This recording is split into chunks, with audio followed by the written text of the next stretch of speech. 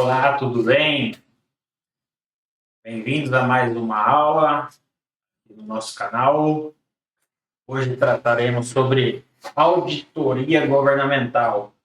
Está voltado mais ao Tribunal de Contas de Minas Gerais, mas esse assunto ele é comum a qualquer edital. Então, serve para qualquer edital essa aula. Eu vou abordar tudo, tá? Todo o conteúdo nessa aula, uma aula densa, mas que responde a 90% das questões.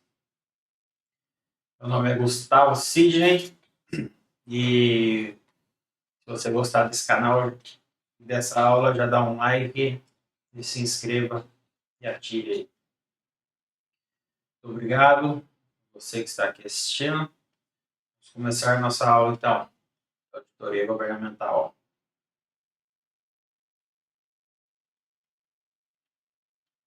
Vamos primeiro fazer uma distinção entre a auditoria interna e a auditoria externa.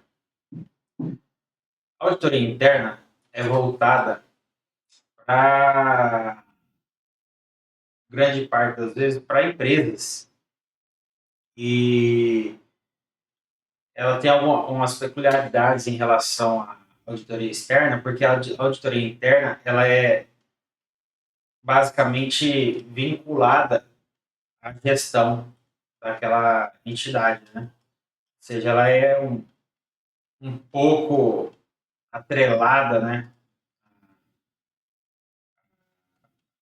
A cúpula ali de gestão da empresa. Então, ela não age tão livremente como uma auditoria externa, né? A finalidade é agregar valor ao resultado da organização, assistindo à administração, né? Avaliação da integridade, adequação da eficácia, eficiência e economicidade dos processos dos sistemas de informações e de controles internos.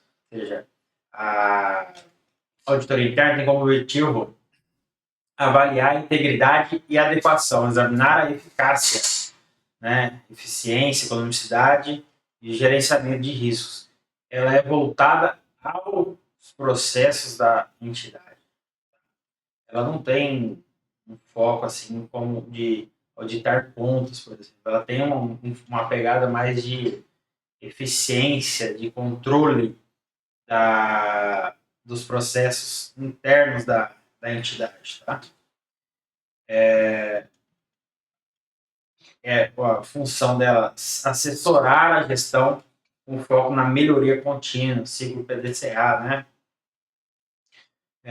E o trabalho é contínuo, enquanto a auditoria externa é pontual. A auditoria externa ela vai auditar uma dada entidade, né, uma prefeitura, por exemplo, não é todo dia, nem continuamente, né? São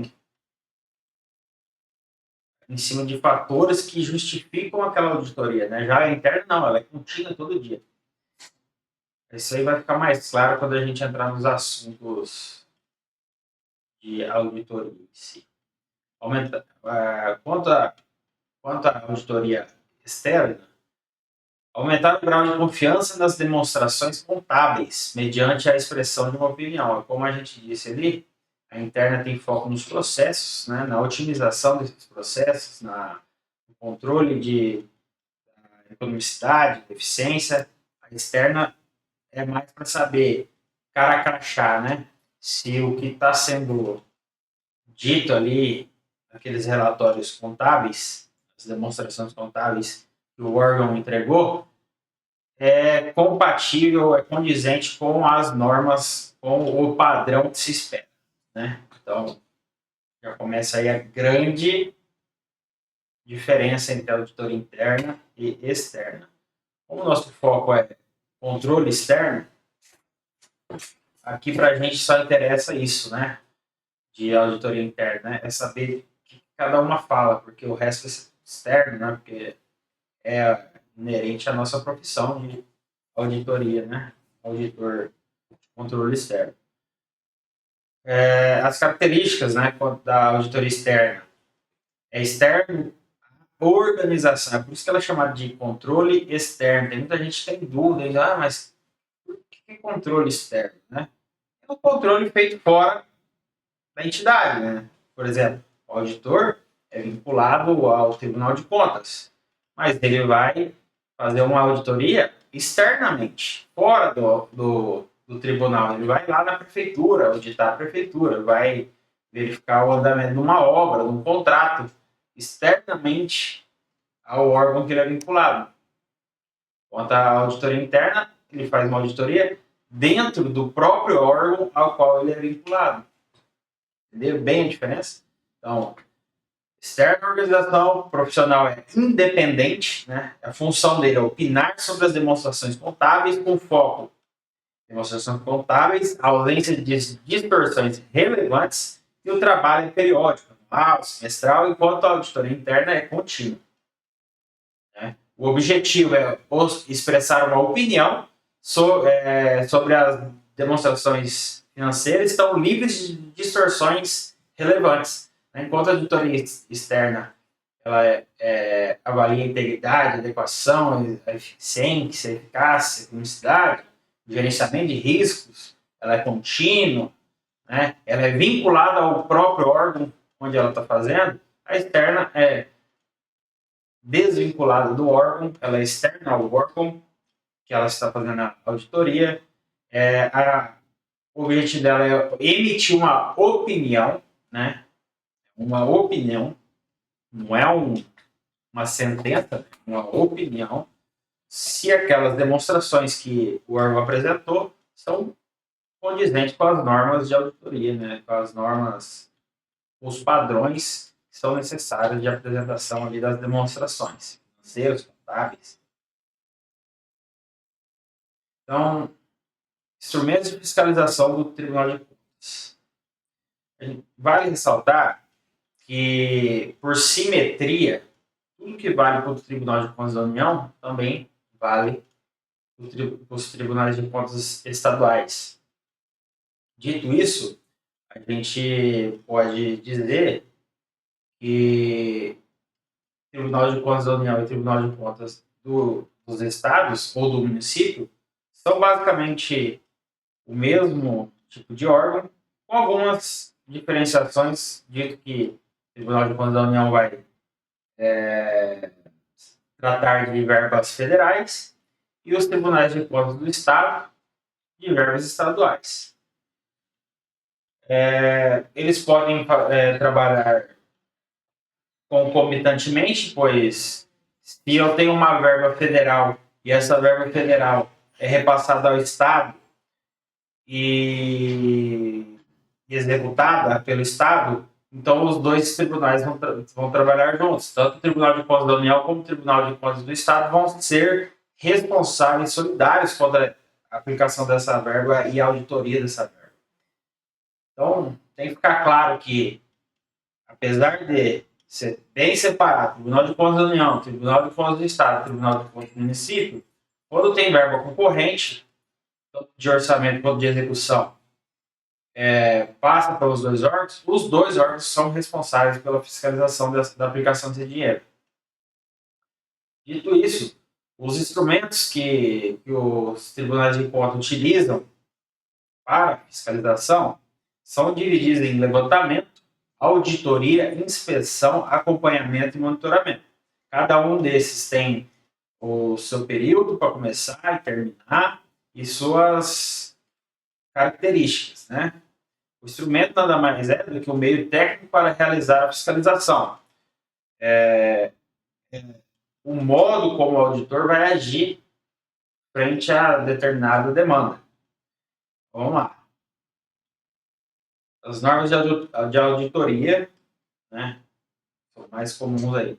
Normas de auditoria do Tribunal de Contas da União, NAT, né, Conselho, diretrizes que regulam a execução das auditorias no âmbito do Tribunal de Contas da União. Classificação das auditorias. Ela pode ser uma auditoria de regularidade, né?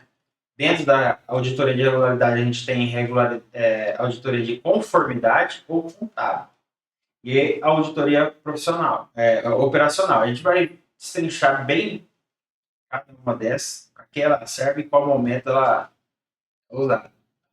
Princípios gerais, independência e objetividade, ceticismo profissional, julgamento profissional, materialidade e risco.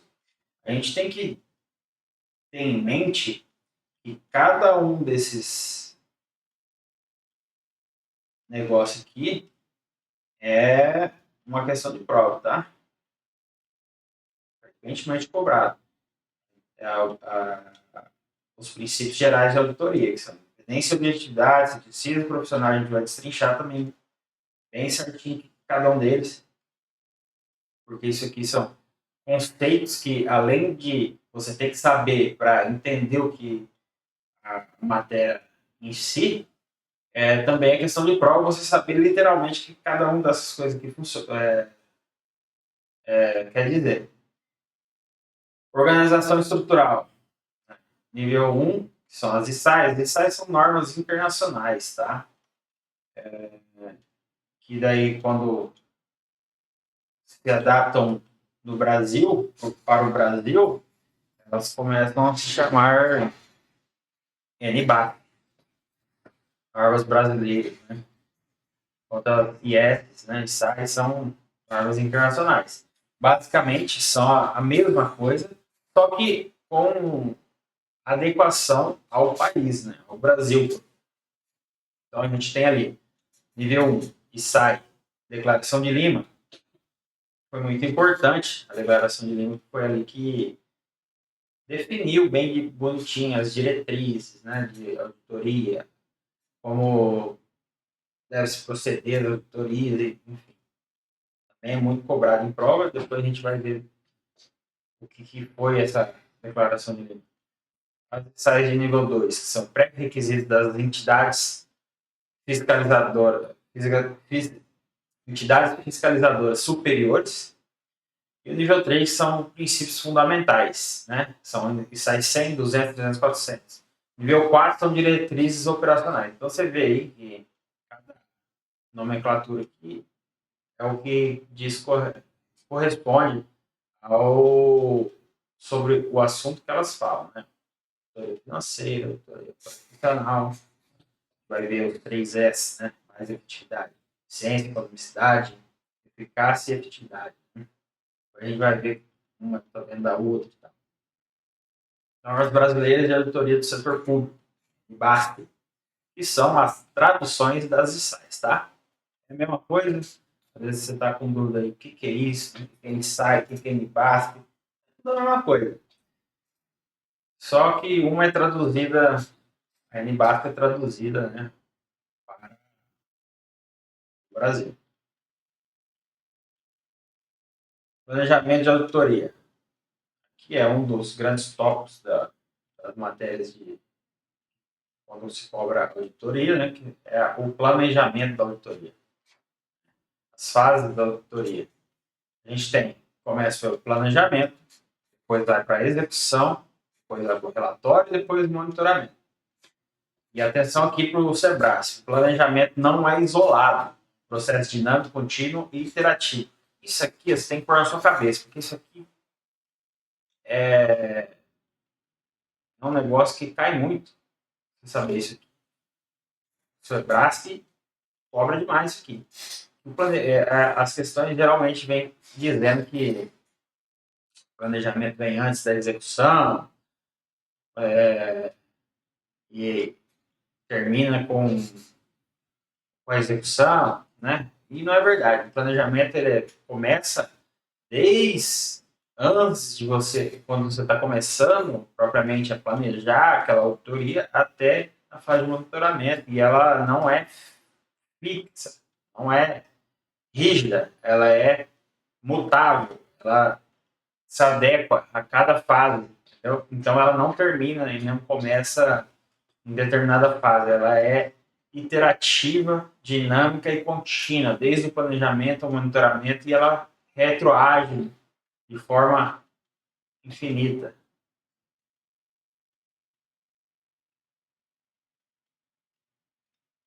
Importância, né, do planejamento. Planejamento de auditoria é a fase em que se desenvolve e se documenta o plano. Depois a gente vai ver que tem ação, plano, né? Plano estabelecendo-se o escopo, o prazo, a alocação de recursos e procedimentos. Benefícios do planejamento: auxilia na identificação e resolução de problemas potenciais, auxiliar na seleção e competência da equipe, facilitar a direção, supervisão e revisão. Assim, no planejamento a gente vai ter os objetos que vão ser auditados, né? Então, dentro do tribunal, por exemplo, a gente tem as equipes, tem especialistas em contabilidade, em engenharia, em arquitetura, em administração, né? São várias áreas. E de acordo com o objeto que vai ser auditado, a gente precisa colocar especialistas naquela área para que seja mais eficiente a auditoria. Então, no planejamento, a gente já vai ter o escopo, né?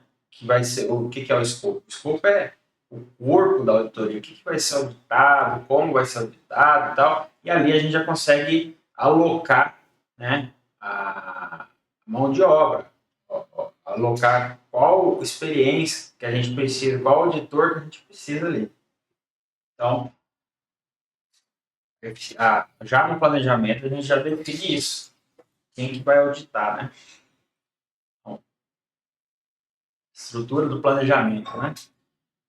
Temos a dimensão estratégica, a estratégia global, né, no nível estratégico, que é o que fazer, os objetivos gerais da auditoria. E o escopo que define a visão, 30 mil pés da auditoria. O que é essa visão 30 mil pés? É aquela visão lá de cima, né? Como se você estivesse no avião vendo tudo, né? É geral, mas você não consegue ver especificamente muita coisa, mas você sabe o que se trata ali, né?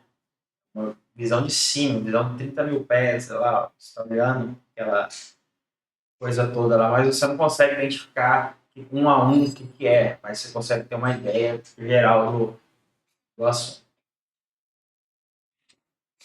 Já no nível operacional, é o foco do como fazer, né, os procedimentos concretos.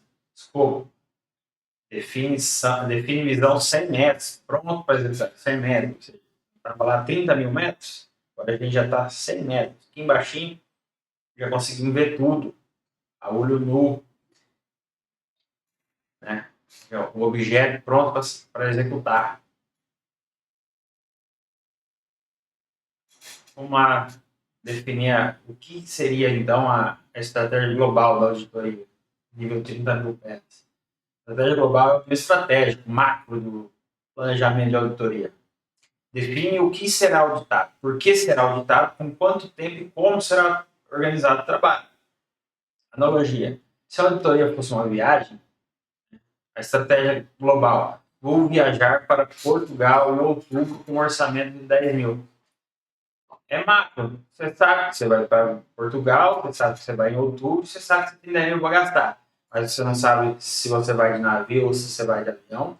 Você não sabe para qual cidade você vai de Portugal. Você não sabe que dia do mês você vai. Entendeu? A lógica da coisa. Então, quando a gente tem essa estratégia global, é assim.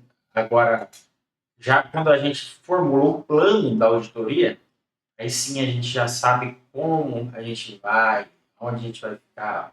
Plano de auditoria.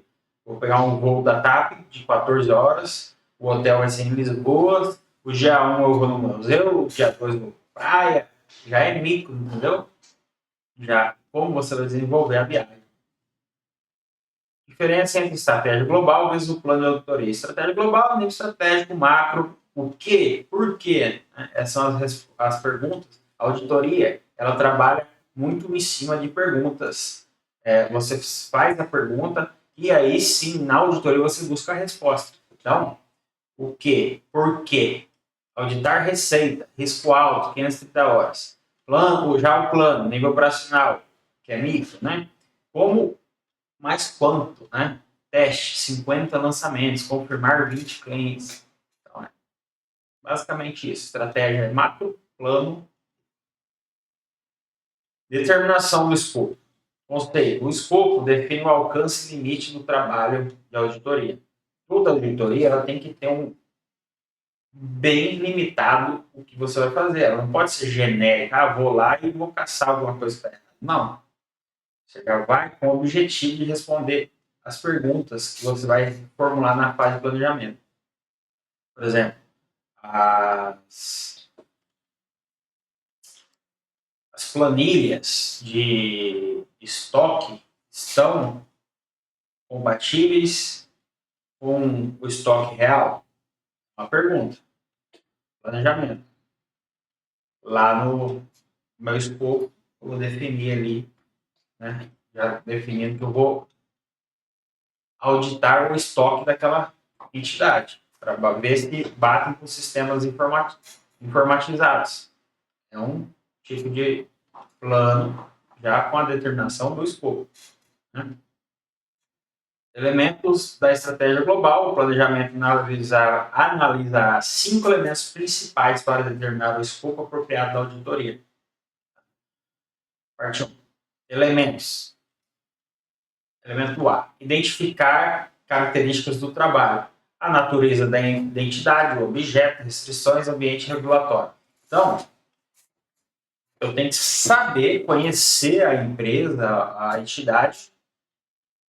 Quando a gente fala em entidade, é mais global. Pode ser órgãos públicos, pode ser prefeituras, né? Pode ser empresas públicas, né? Enfim, essa entidade. Então, a natureza da entidade. Qual é o tipo de organização? É pública, é privada, sem fins lucrativos? Né? O objeto, o que será auditado? Esse é o objeto. O que será auditado? Demonstrações contábeis, ciclo específico, programa, né? A gente vai ver que daí cada tipo de auditoria serve para cada questão dessa, né? Se é demonstração contábil, vou fazer o quê? Uma de regularidade, né? Se eu quero saber se está de acordo com a lei, eu vou fazer o quê? Uma de conformidade. Se eu quero saber se meus programas implementados estão sendo eficientes, eficazes, vou implementar uma auditoria operacional. Então, há restrições. Há limitação ao escopo, né? Áreas inacessíveis, informação disponível, porque assim, o nosso escopo ele pode ser limitado por fatores externos, né? Que é tipo assim, o órgão, vamos supor que você vai auditar um órgão legislativo, vamos supor, que agora entra em recesso legislativo. Posso ir lá fazer a auditoria? Posso, mas vou encontrar alguém trabalhando lá? Não, então há uma limitação, entendeu? É uma área inacessível naquele momento. Então, o planejamento serve para isso, né? Você mobilizar uma equipe à toa. Ambiente regulatório. Qual é o contexto legal regulatório? Né? Quais são as leis que governam aquela entidade? Leis aplicáveis, normas contábeis, reguladoras. Por exemplo, uma empresa de sociedade de economia mista segue alguns padrões, algumas regras, algumas normas, diferente de uma empresa, uma fundação pública, por exemplo, né, de direito público. Uma empresa de direito privado vai seguir basicamente o direito privado, direito civil e tal. Já o direito público vai seguir as normas do direito público. Né? Então, esse é o ambiente regulatório. Elemento B, definir o objetivo do relatório. A época, o alcance, tá? Época, qual é o período a auditar? Anual, semestral, trimestral, natureza das comunicações. Qual tipo de relatório será emitido? É um parecer? É um relatório detalhado? É uma comunicação específica? Né? Público-alvo, quem que receberá o relatório? Gestão, conselho, reguladores, sociedade? Entendeu? Então, o escopo, a gente está dentro do escopo, né? A gente viu a primeira parte do escopo, agora a segunda parte do escopo, que é os objetivos. O elemento C, considerar fatores significativos. O risco. Em se tratando de auditoria, o risco é um elemento a ser considerado em todas as fases da auditoria. Qual é o nível de risco da auditoria? A materialidade. Qual é o limite de relevância? Aqui é um conceito difícil muitas vezes de entender, que é o conceito de materialidade.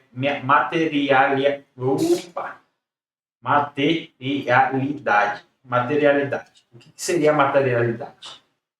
É o quanto que aquele elemento, o valor é relevante para aquela auditoria. Vamos supor, uma empresa que fatura 50 milhões de reais por mês. Se eu descobrir um erro de 10 mil, é relevante?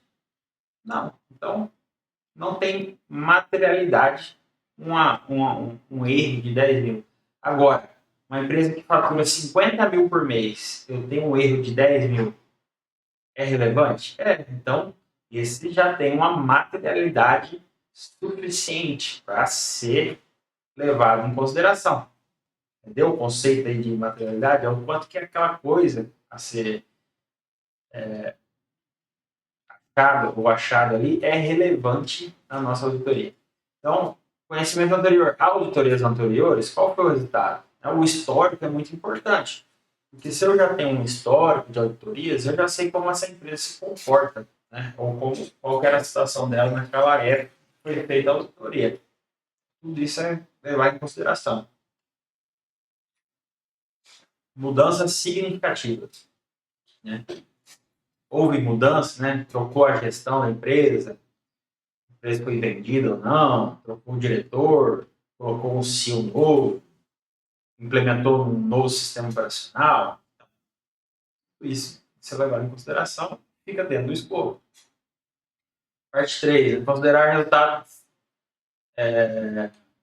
atividades preliminares, aceitação, continuidade do cliente. É a primeira auditoria ou continuação? Há questões de independência? Independência do auditor. O auditor tem independência de fato e aparência? O que acontece? O auditor tem algumas limitações. Ele não pode ter qualquer coisa que possa influenciar a opinião dele. Se ele já foi funcionário da empresa, né, ou se ele tem parentes naquela empresa, se ele tem alguma situação que pode desviar de fato a sua opinião. Conformidade ética. O auditor cumpre o código de ética profissional? Determinar recursos necessários. Aqui, a gente já está alocando os recursos, que é quantas pessoas, qual nível, partner, sênior, júnior, qual expertise que eu preciso para essa auditoria. Porque se eu pego um órgão, a fazenda aí, fazenda no caso de tesouro, né? Precisar de auditores experientes em contabilidade, né, para poder fazer a auditoria. Um banco.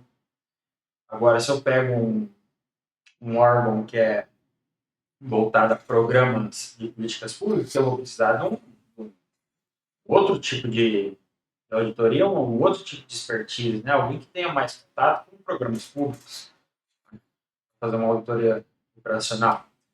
Quantas horas estimadas? Qual o cronograma? Tecnologia, que ferramentas, sistemas serão usados? Qual é o orçamento estimado? Tudo isso tem que estar já definido no escopo antes da execução. Agora aqui, relação entre escopo, risco e materialidade. Escopo, risco e materialidade são 3 pilares da auditoria que trabalham junto, não podem ser considerados isoladamente. Uma analogia para entender. Escopo. Vou auditar o Distrito Federal. Vou auditar as demonstrações financeiras. Balanço mais DRE do período de 2024.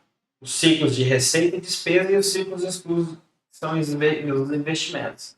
O risco, qual que é o risco dessa auditoria? Risco da receita tem risco alto. Ciclo da despesa tem risco médio. Né? Agora, materialidade. As demonstrações financeiras total são de 500 milhões. Materialidade, 0,5%, 2,5 milhões. Entendeu? Qualquer valor abaixo de 2,5 milhões não vai ter uma materialidade relevante para causar uma distorção relevante. Entendeu? Então, geralmente isso define materialidade 0,5% do valor. Então, 2,5 milhões. Como se relaciona? Escopo define áreas que vão ser auditadas. O risco diz cada área tem qual nível de teste. Alto risco exige mais testes, né? Uma estatística maior. Materialidade diz quanto erro dentro dessa área é suficiente para testar. Ou seja, vamos supor que eu peguei ali um erro de e somado dá 2,5 milhões. Então, essa área vai valer ser auditada, porque tem um risco, uma materialidade relevante. Vamos lá.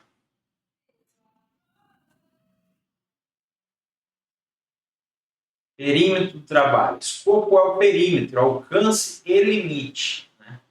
Muitas questões perguntam a época e o alcance do trabalho. Né? Que é justamente isso aqui. Que define o que está incluído e o que não está. Definições do escopo. Então, né? Entidade. Qual a entidade que estou auditando? Exemplo, uma prefeitura única? Prefeitura mais secretarias descentralizadas? Grupo econômico múltiplas subsidiárias? Né? Então, definir primeiramente qual é a entidade que eu estou auditando. Aí o período que eu estou auditando, né? Que é o alcance que eu estou auditando. É o trimestre, é o semestre, é o ano, às vezes o biênio, né? Porque tem muitos mandatos aí que duram 2 anos, então eu vou auditar o que eu biênio. Né? Exemplos de auditoria anual, 1º de janeiro, 31 de dezembro. Auditoria especial, semestre, 6 meses. Demonstrações contábeis, ciclos operacionais. Quais ciclos de demonstrações financeiras estou auditando? Exemplo, só balanço patrimonial ou balanço mais DRE? Ou mais fluxo de caixa ou ainda mais DMPE? Né? Então, tudo isso aí está no escopo. Aí, qual é o tipo de auditoria que eu vou usar? Tipo de auditoria é financeira, conformidade, operacional ou combinada? Essa combinada é interessante, porque ela utiliza dois tipos de auditoria, uma única auditoria. Por exemplo, se eu vou auditar um programa público, não um programa, política pública. Basicamente, eu vou usar a operacional, mas eu também quero saber o fluxo de caixa se está em acordo, né, com as demonstrações financeiras. Então, eu vou usar o quê? Uma auditoria combinada, operacional de conformidade. Entendeu? Exemplos, uma financeira, uma conformidade e uma operacional. Foi eficiente, eu posso combinar, inclusive as 3, né, igual está aqui. Restrições e limitações. Há limite ao escopo? Exemplo, não posso acessar arquivos históricos, ou não posso testar ciclo X, confidencial. Né? Agora vamos aqui, ó, um exemplo de um escopo completo. Auditoria de Tecnologia Brasil Limitada. Período, né? Que é o nosso alcance. 1º de janeiro a 31 de dezembro de 2024. O escopo inclui balanço patrimonial, DRE, fluxo de caixa, ciclos auditados de receita, despesa e caixa. Qual que é o tipo da auditoria? Financeira mais conformidade. Conformidade com a Lei 6.404. Ciclos excluídos, investimento, valor imaterial. Então, o escopo afeta risco e materialidade.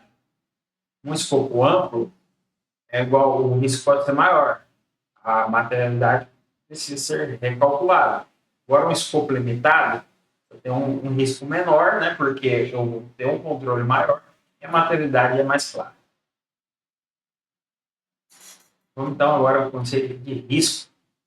Cai muito em prova isso aqui. Risco.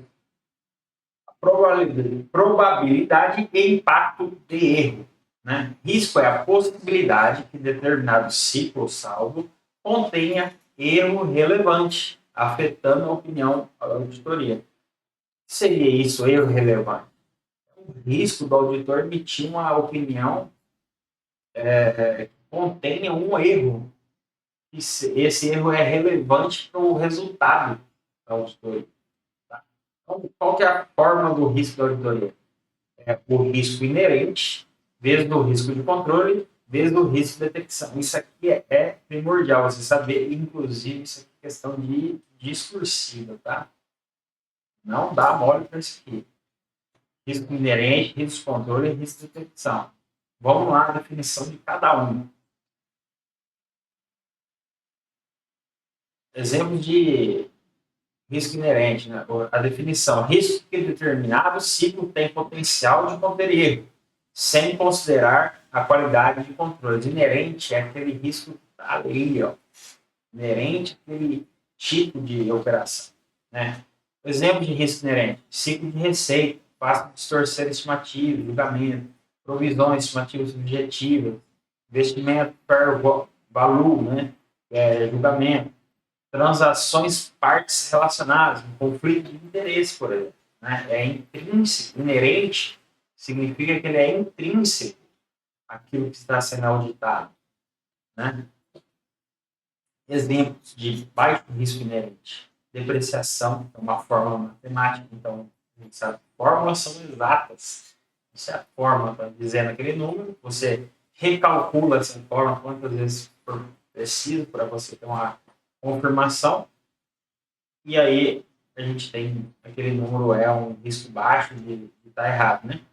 CAD, né? Transações simples, entrou 100, saiu 50, mas está aqui a nota de 50, é um risco baixo. Empréstimos bancários, porque o empréstimo exige uma documentação bem detalhada, né? É muito difícil você fazer uma fraude com um banco, né? Na documentação você pode fraudar o destino final do dinheiro, mas não a origem.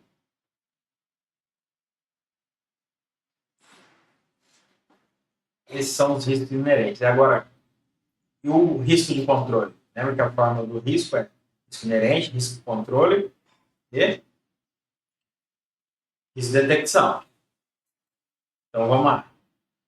Agora, para o risco de controle.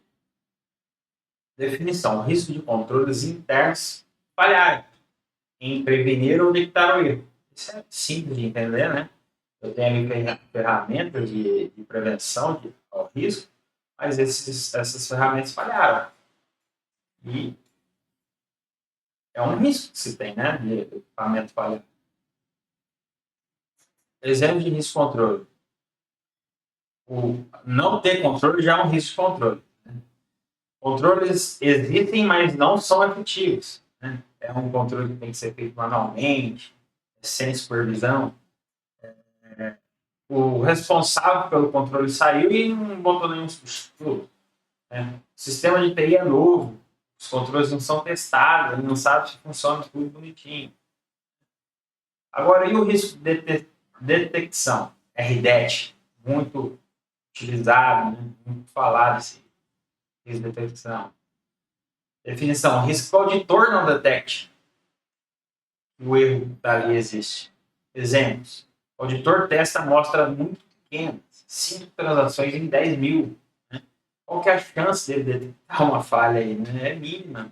O auditor não testa, confia só na declaração da gestão, por exemplo. Ele viu um número lá, ele achou esquisito, mas a gestão falou: não, tá certo, a gente conferiu essa conta aí 10 vezes, tá certo. Mas o papel dele é ele testar, né? Para ver se está funcionando. Exemplo de baixo risco de detecção: o auditor testa uma amostra apropriada, por exemplo. De 10 mil amostras, eu peço 100. Né? É um universo bom de testes. Né? 100 em 10 mil. Aí, 10%. Quer dizer, 1% das amostras. 10% seria 1000. Já é um teste bom. Quanto maior o tamanho da amostra, né, tem uma situação de mais confiança naquele intervalo de amostragem. Risco: estratégia em relação com a materialidade. Como que o risco afeta a estratégia? Né? O risco alto, eu preciso de testes mais intensos, né? Muitas amostras, múltiplos procedimentos, supervisão sênior. Né? A supervisão sênior é o quê? Um auditor experiente. Né? Risco médio: teste padrão, amostra de seleção padrão, procedimentos normais. Você cumpre ali o checklist, está feito, né? Tá bom. Agora, um risco baixo, né? Teste de seleção, uma amostra reduzida, né? Uma confiança nos controles internos. Como que afeta a materialidade? Né? É inversamente proporcional. Isso aqui cai muito. Tem muita questão disso aqui. Né? Porque você tem que associar aqui risco alto, o auditor pode reduzir a materialidade, ser mais conservador. O que isso quer dizer? Se tem um alto risco de distorção, eu vou diminuir a materialidade. Por quê? Lembra lá que materialidade é o valor que passa a ser relevante, né? Falando em dinheiro, por exemplo, se eu tenho lá, por exemplo, a gente tinha 50 milhões, a minha materialidade é 0,5%, 2,5 milhões. Mas o meu risco é muito alto de detecção inerente, qualquer um que seja o risco, né? Ou a soma deles todos dá um risco muito alto. O que eu vou fazer? Vou reduzir a minha mortalidade para 1 milhão, por exemplo, né? 1,5 milhão. Então, é contraintuitivo, mas essa é a lógica. Risco alto, o auditor pode reduzir a materialidade, ser mais conservador, detectar erros menores. Risco baixo, o auditor pode manter a materialidade padrão, confiar nos controles mais agressivos. Isso é o inverso. Quanto maior o risco, menor a materialidade efetiva. Tá? Limite de relevância. Vamos ver o que a norma fala. A materialidade é o limite de relevância. Acima de tal limite, a matéria passa a ser importante para a opinião. Ou abaixo de tal limite, ou tal parâmetro, não afeta a opinião. Né? Agora, aqui tem tem umas definições aqui que caem muito em prova, que é definição de materialidade global e de desempenho. Né? Aí a gente vai ver que uma tem relação com a outra em proporcionalidade.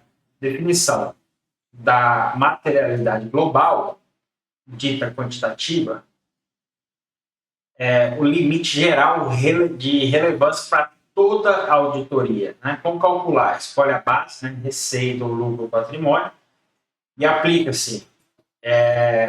Aí aqui é meio que padrão, tá?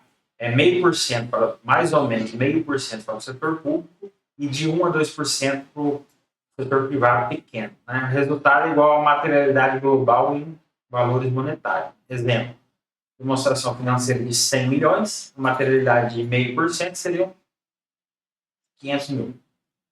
O erro maior que 500 mil é um erro material relevante, vai ter que ser investigado. Agora,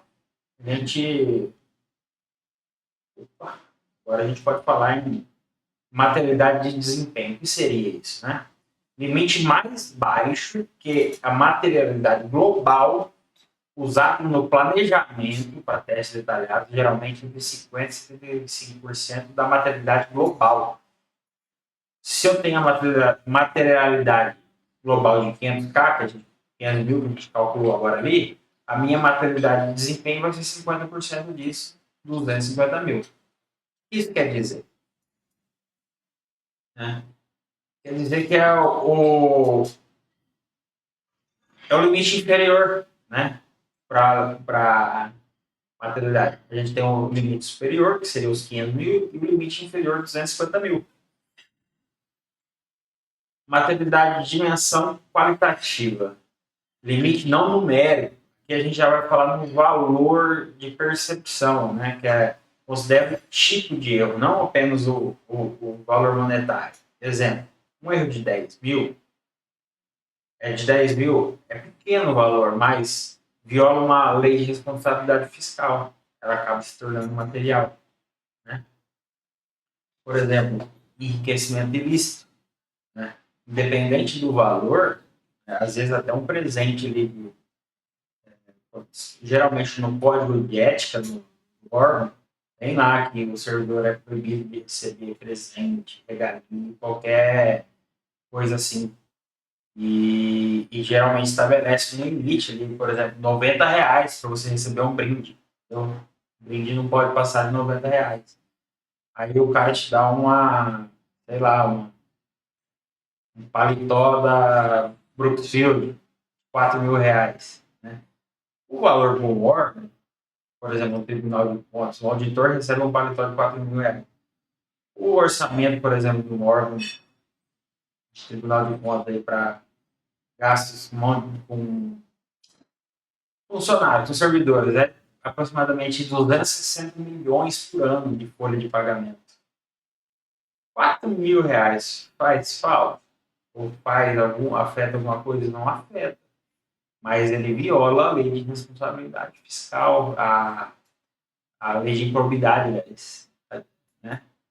E se torna material. Então, materialidade não só quer dizer valor monetário, mas também valores éticos e morais, tá? Desconformidade com leis. Erro de 50 mil, um valor médio. Mas parece que foi uma fraude. Então, esse erro de 50 mil é material. E assim, a gente pode ter erros de conta, de fluxo de caixa, né? De erro mesmo, erro humano, erro de conta ali. Isso aí não caracteriza uma fraude, né? Foi simplesmente um erro. Obviamente que alguém vai ter responsabilidade por isso, mas não teve dolo, né? Agora, quando tem dolo, que é a vontade própria de você está sabendo que você está fazendo ali aquele uma fraude, independente se é R$ 1 ou se é 10 mil ou se é 1 milhão, é uma fraude. Ou automaticamente ela passa a ser material, né? Ela passa a ser ter uma materialidade relevante. Então, vamos ver aqui, ó. O erro de 1 milhão, um grande valor, mas é correção de lançamento duplicado, ou seja, um erro, né? Um simples erro. Pode ser menos crítico, né? Porque, obviamente, que alguém vai ser responsabilizado, mas não teve dolo, né? Então, mesmo um erro de 1 milhão pode não ser material, né? Não pode não precisamente ser relevante, mas frente a um erro, por exemplo, de R$ 1.000, mas que é uma fraude, um enriquecimento ilícito, por exemplo, ele passa a ser material. Então, se a gente entendeu bem, né, o conceito de materialidade. Aqui, mais ou menos, a gente falou, né, uma alta materialidade, né, um exemplo de 1 milhão. O auditor precisa testar menos, pode ignorar erros pequenos. Uma materialidade baixa, por exemplo, de 500 mil, o auditor precisa testar marcas, precisa coletar erros de até 500 mil. A relação entre risco e materialidade, né? Um risco alto mais materialidade baixa é igual uma estratégia conservadora, coerente. A gente viu que é inversamente proporcional. Né? Quanto maior o risco, menor a nossa materialidade tem que ser. O menor o parâmetro de materialidade. Quanto menor o risco, mais alto pode ser o nosso parâmetro. Relação entre escopo e risco, né? Como que eles se conectam? Quais áreas serão auditadas? O risco diz que é a profundidade de teste em cada área. Dito isso, né? Como que eles se conectam? Né? Profundidade de teste em cada área. Auditoria de prefeitura, escopo, inclui receita de impostos, despesas de pessoal e obras. Tipo de receita, risco alto, fácil fraude, distorção, estratégia, testa profundamente uma amostra grande de múltiplos procedimentos. Ciclo de despesa, risco médio, estratégia, testa moderadamente. Ciclo de investimento não está no escopo, então vai testar insight. Escopo não significa testa igual. Dentro de escopo, o risco direciona quanto testar. Mais um exemplo, demonstrações financeiras não inclui operações detalhadas. O risco dentro do escopo, receita uma operatória, medicamentos, pessoal, estratégia, medicamento testa intensivamente, outros testa padrão, porque o medicamento é mais materialidade dele é maior, né? O risco também é maior de ter fraude nele. Então, você vai ajustar aí. Né? Os riscos poderiam ser maiores, mais ciclos. A estratégia teria que adequar a alocação de recursos maior para realizar mais testes. Pegadinha comum. Se o ciclo está em escopo, deve ser testado igualmente. Errado, né? Porque o correto é, se o ciclo está em escopo, teste de quantidade varia por risco. Risco alto, mais teste. Risco baixo, menos teste. Então, a gente fica por essa aula aqui, porque já está dando um período, e a gente continua na próxima aula aí. Até já. Obrigado.